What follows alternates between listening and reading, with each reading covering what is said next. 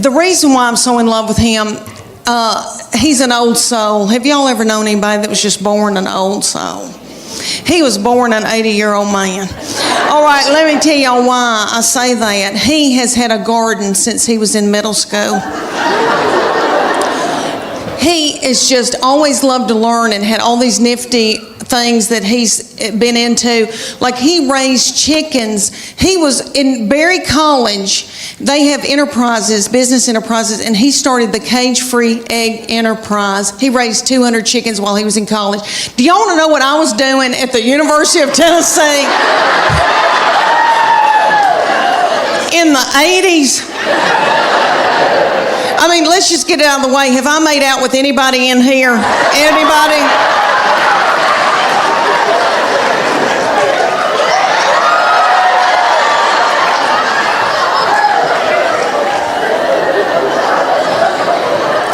I was in terrible sin. And I was down at Gabby's on the Strip. I don't know if any of y'all remember that Sodom and Gomorrah. I was dancing to Prince, but anywho. So anyway, all right, so he had his own garden. He now cans his own food. He can can food. Are y'all listening to me?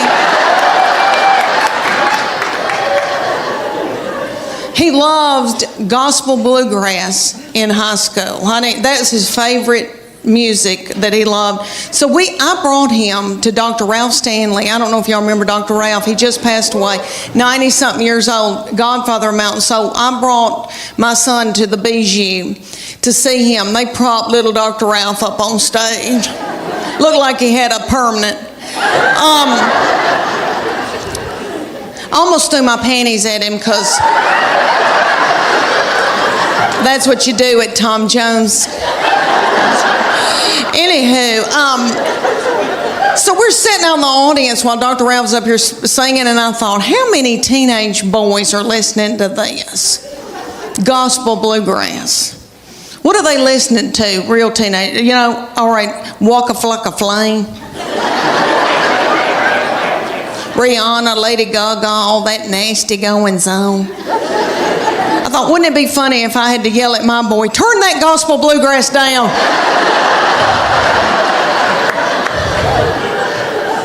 You're out of control. If I hear, I saw the light one more time. Okay, let me tell y'all that my middle one, we go and get spray tans together. And I love them, and I feel thinner in them. If you're going through a hard time, go get a spray tan. Makes you feel like a movie star. Okay, well, we went the other night, and this is the difference for you young mamas out there. Like, women going like in your 20s and 30s and even in your 40s when you still are, you know, have life left in you. Okay. There's something happens to you when you're in your 50s, and it is wonderful. You don't care, okay?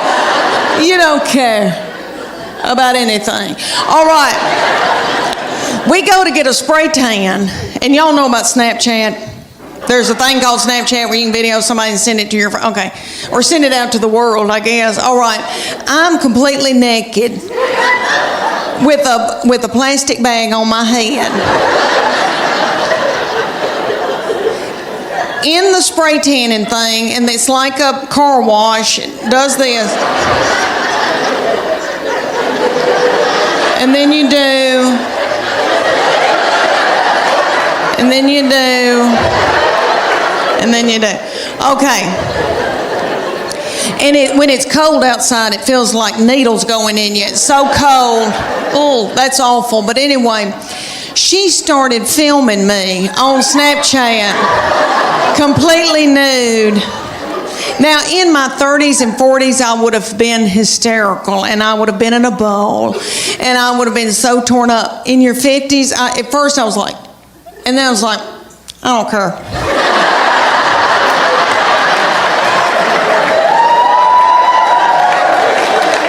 I think I may have gone. I don't care. I don't care. It's a wonderful feeling.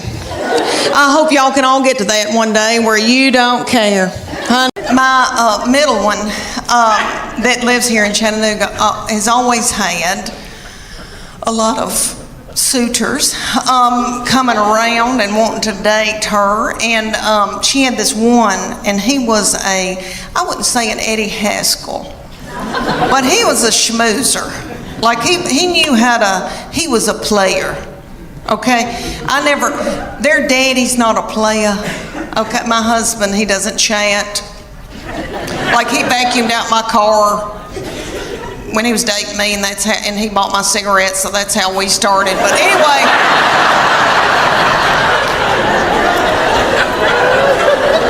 it was the 80s. But anyway, the young people call it player, some fast-talking boy. She had this fast-talking boy coming around, and he would say to me things like, "Miss Morgan, you look beautiful today." And I was like,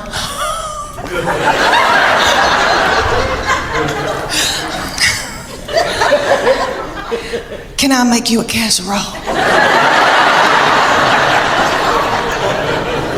Thank goodness they broke up, because I was exhausted. I was mopping the floor and blowing my hair out every day. And I don't do that. Let me tell you why I got played. I thought, why am I so tickled when somebody compliments me? It's because my love language is words of affirmation. Have y'all ever heard of that book, 5 Love Languages? It is wonderful, and it works. It's the real deal. My husband and I went on a Sunday school class retreat when our children were little, and we watched this little frail man talk about it. Okay, and it was on Oprah, so it's real. But anyway, what it is there's 5 love languages, and you get the book, you read the book. Well, I don't read the book. But anyway, you take the test, and it tells you what your prominent love language is out of those 5, and it tells you what your partner's love language is. So then you can go home at night and feed your partner their love language, and they can feed you your love language, and then your love tank feels full. And if you don't do it, then your partner's liable to go to work, and they're at the water fountain, and some whore comes in.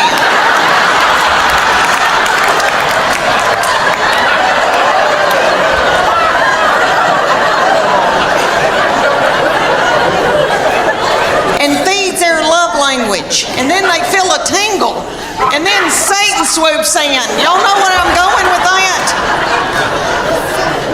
It's a disaster. So there's 5 love languages. There's quality time, and that's my sister's.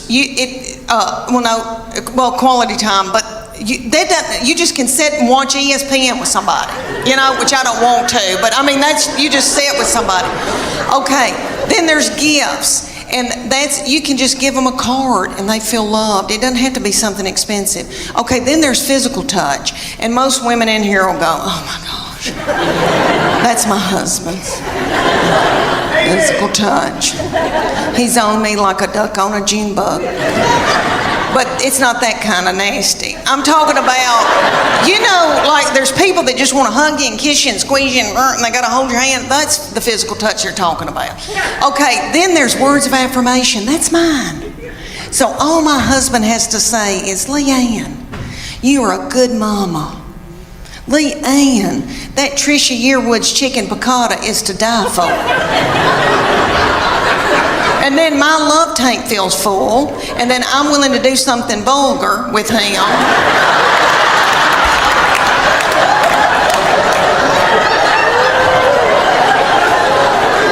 And then he gives me money to get my hair highlighted. So you see how it all works out. So his love language, the 5th one, is acts of service. So I have to go and build a set of shelves in the garage for him to feel love. He came to me he was in middle school or high school, and he's very spiritually mature, has always been. I didn't do it. Their daddy didn't do it. God did it. But we call him our little Billy Graham. But anywho, so he was dating a little girl, and he came home, and I said, "What y'all been doing?" And he said, "We've been watching a movie, and we were kissing." I said, "Oh, that's normal. That's okay." But I said, baby, you know, before you know it, one thing can get out of hand. You've got your arm around somebody, and then you've got your hand on her leg. You know, things can get out of control. He looked at me like I was crazy. And he said to me, Mom, I've prayed about this. Nothing like that's going to happen. And I know he meant that. And all I could think of to myself was some of the nastiest things I ever did.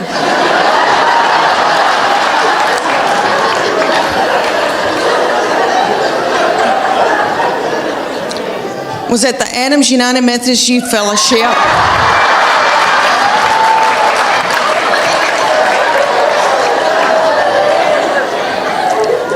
On a hayride. I don't know what it was about hay that set me on fire. I wish it did now.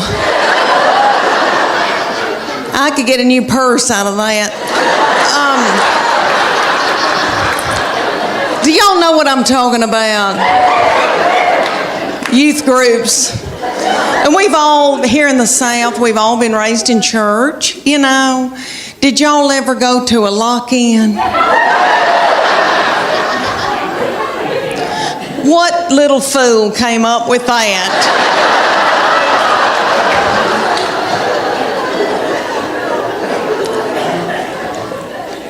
Y'all know that it was some precious little woman maybe, and they were like, they were in a committee meeting, and she was like, oh gosh, y'all, we need to come up for something for all the hormonal teenagers. I know. We'll put them in the church building and lock the door and turn the lights out and leave them there all night. And we were going to learn the cha-cha, to Earth, Wind, and Fire, and I was going to kill it. Well, one night, he kind of flung me hard, and I thought, oh, something popped. And something doesn't feel right. The next morning, I woke up, and there was this big bulging thing about right here. And I called my girlfriend in Greenville, Tennessee, and I said, I think I've got backed up poop. And she said,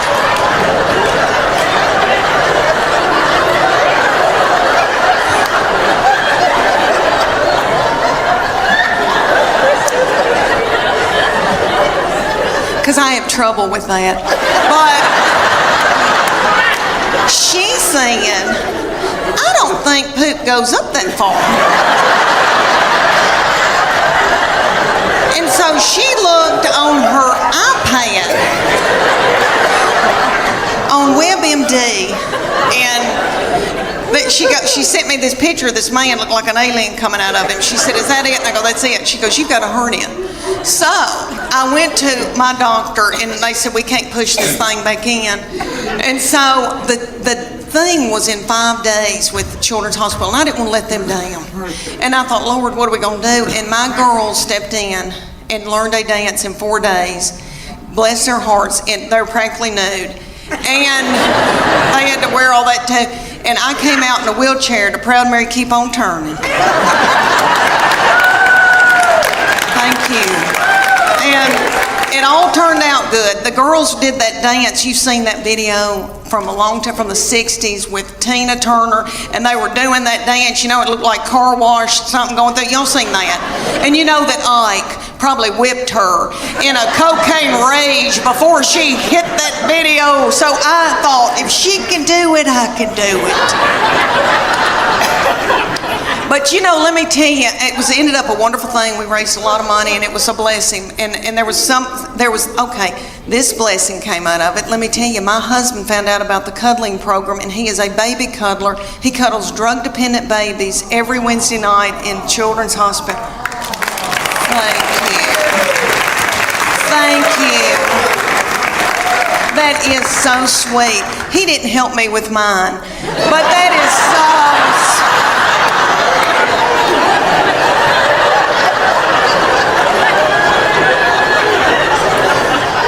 It's because he's out making a living.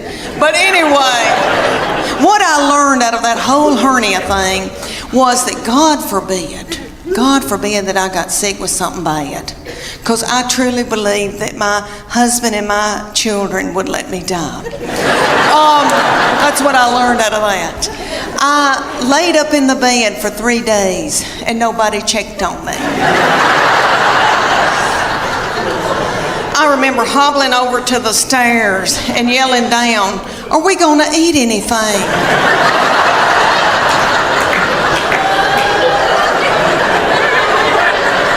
And I could just hear people going through my purse.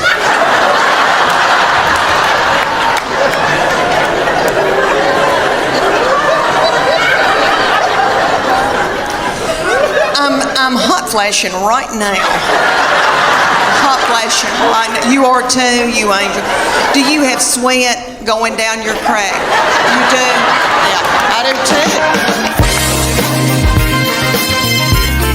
Journey has a little bitty feller from another country singing for them, and he's yummy. He looks like a little M&M. You could put him in your pocket. And you can tell he doesn't eat white flour and sugar. And he's singing and doing, he sounds like Steve Perry, but it's not the same. You know, Steve Perry's my boo. So it was like we were going to a tribute concert. But anyway, everybody in the band, besides this little fella, everybody had eaten white flour and sugar, probably had done dope and drank terrible things, and everybody looked sick, and the bass player looked like somebody I had bought my jewelry from for years, and they were just barely a-going. And then Def Leppard came out, and it was that lead singer, I think, has got thyroid issues. His hair was just thin and didn't have a lux to it, and then I noticed he had little bitty tiny legs and a little pot-belly stomach, but he sang "Put Some Sugar on It," which I hate that mess. I am a Earth, Wind and Fire R&B gal, and I love my Journey, but I was like, this isn't my thing. And my husband every once in a while would go and then just sit down because he loves it. But anyway, this little man with the tiny little legs and the thinning hair, and then he had this little bump right here, and I could tell that's a hernia. He's got a hernia.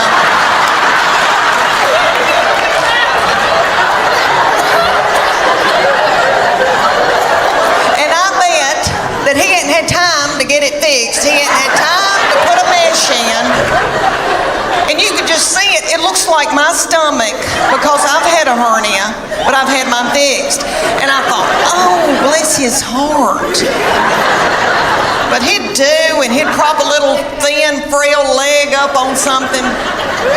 Oh, I thought, isn't it funny how things have changed since I went to concerts when I was 20? Everybody was walking out like this because everybody had inflammation in their feet.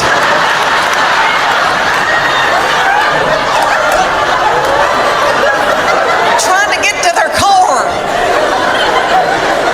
And it was like 10 o'clock. I thought, what are we doing out here? What are we doing? We got to get home. We got to get in the bed.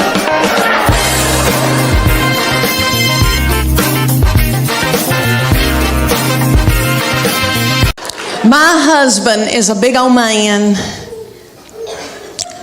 6'4".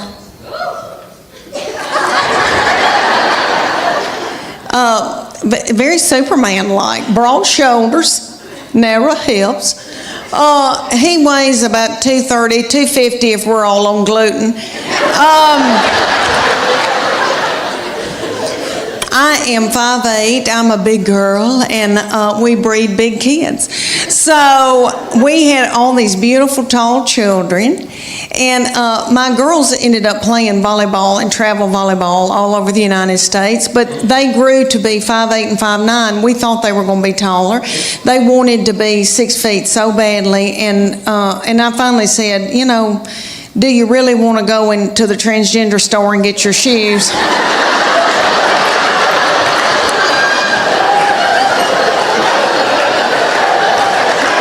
You know, but anyway, so My baby child grew really quick, really fast, and I think it's all that chicken I fed her. Now we don't eat any hormones and anything, but back then we didn't know. So anyway, she grew really quick, really fast, and in elementary she was about 5'5", 5'6", and so she was taller than all the little children, and the principal and all the teachers. And she hated it, was so self-conscious. But the good news is very athletic, very strong.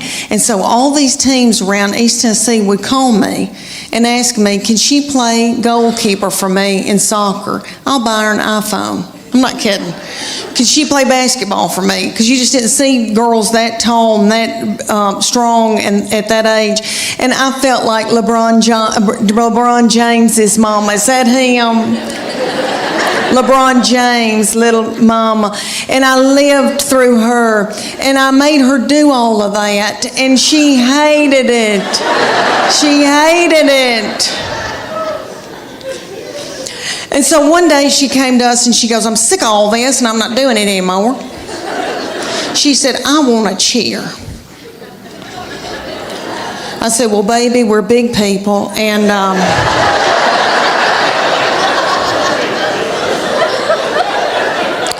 I said, we don't tumble, but I'll try to figure this out. So I found out in the United States there's called competition cheer.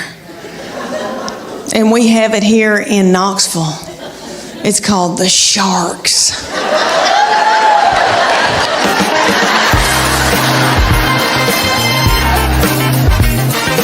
Okay, let me tell y'all that my middle one, we go and get spray tans together.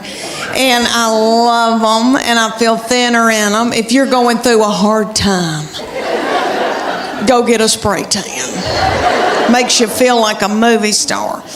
Okay, well, we went the other night, and this is the difference for you young mamas out there. Like women going like in your 20s and 30s and even in your 40s when you still are, have life left in you. Okay. There's something happens to you when you're in your 50s, and it is wonderful. You don't care, okay? You don't care about anything. All right. We go to get a spray tan, and y'all know about Snapchat. There's a thing called Snapchat where you can video somebody and send it to your friend. Okay. Or send it out to the world, I guess. All right. I'm completely naked with a plastic bag on my head. In the spray tanning thing, and it's like a car wash. It does this. And then you do. And then you do. And then you do. Okay. And when it's cold outside, it feels like needles going in you. It's so cold. Oh, that's awful. But anyway, she started filming me on Snapchat, completely nude.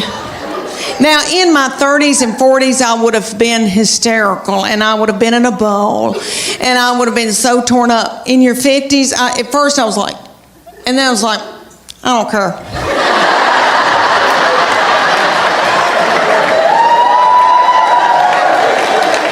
I think I may have gone. I don't care. I don't care. It's a wonderful feeling. I hope y'all can all get to that one day where you don't care.